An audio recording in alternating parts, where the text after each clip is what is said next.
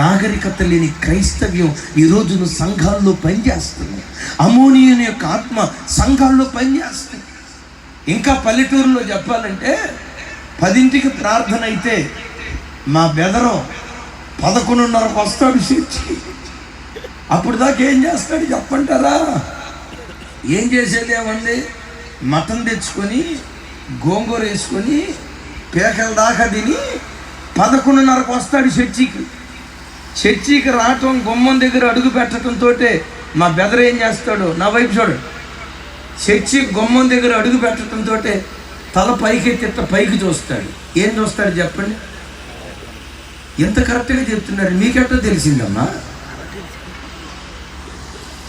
తల పైకెత్తి చూస్తాడు, ఫ్యాన్ ఎక్కడుందా. మనోడు పరిశోధనలో ఫ్యాన్ కొనుక్కున్నాడు. Albert Einstein